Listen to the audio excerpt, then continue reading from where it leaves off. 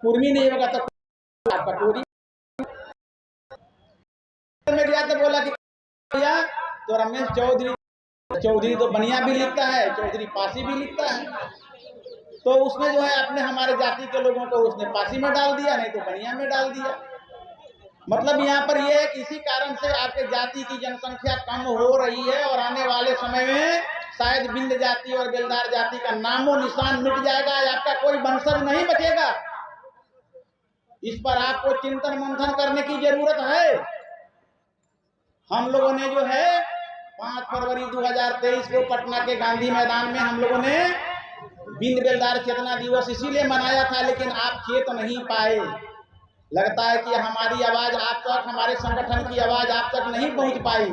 तो हम आप सभी लोगों से आग्रह करते हैं कि अगर बिंद बेलदार जाति के अस्तित्व को आप बचाए रखना चाहते हैं, आने वाली जनरेशन आपको बुरा भला नहीं कहे, उसके लिए हम आप सभी से अनुरोध करते हैं कि चाहे आप गणेश कुमार लिखिए, आप गणेश चौधरी लिखिए, गणेश मुखिया लिखिए, सुरेश साहनी लिखिए, सुरेश निषाद लिखिए, लेकिन अपने नाम के अंत में सुरेश सिंह बिंद लिखिए, सुरेश महतो बिंद लिखिए, रमेश महतो बिंद लिखिए।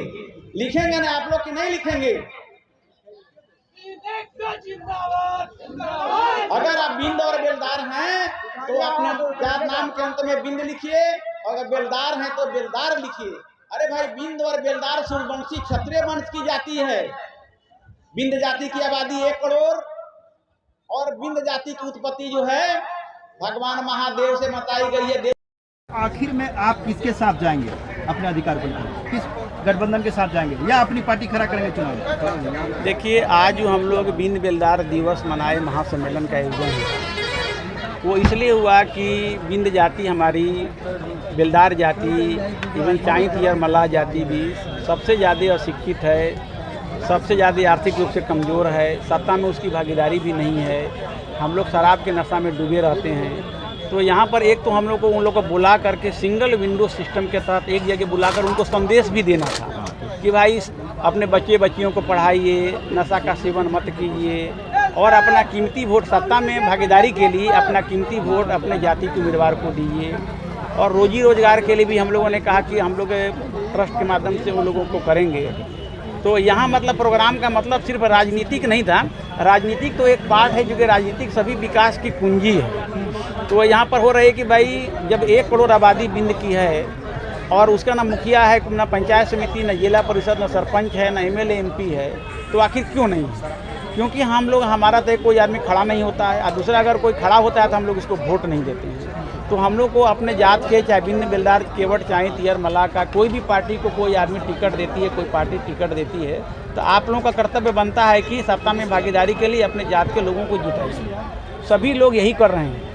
यादव जो है RJD को वोट देते हैं, भूमियार बराबर BJP को देते हैं, लाला लोग जो है पासवान जी पासवान को देते हैं, इसके बाद मुसहर लोग जीताराम मांझी के पार्टी को देते हैं। तो हम यही कहें कि बिंद बेलदार हम लोग या मल्लाह चाई तियर हैं, हमारे लोगों को भी जो पार्टी टिकट देती है उसको देना चाहिए।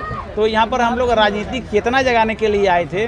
अब चुनाव लड़ने की जहाँ तक बात है, तो चूँकि हम लोग का तो राजनीतिक संगठन है नहीं, हम चुनाव लड़ने की बात होती तो हम कोई तेजस्वी यादव जी को बुलाते, माननीय मुख्यमंत्री जी को बुलाते, उनसे उद्घाटन कर दे, MLA बन जाते।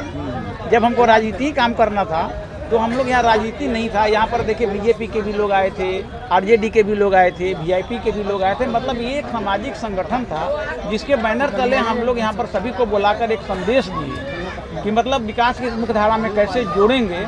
तो उसके लिए हम लोगों ने कहा कि भाई बच्चों को पढ़ाइए लिखाइए, शराब मत कीजिए, रोजी रोजगार कीजिए और जो शराब पीने से जो पैसा बचता है बच्चों को स्वास्थ्य शिक्षा पर खर्च कीजिए और अपना कीमती वोट अपने जाति के उम्मीदवार को दिए। तभी हम लोग सत्ता में ज़्यादा से ज़्यादा भागीदारी होगी और हम लोग का विकास सुनिश्चित हो सकेगा। और यही सब संदेश आज हम लोगों ने इस बिंद बेलदार दिवस के अवसर पर हम लोगों ने दिया।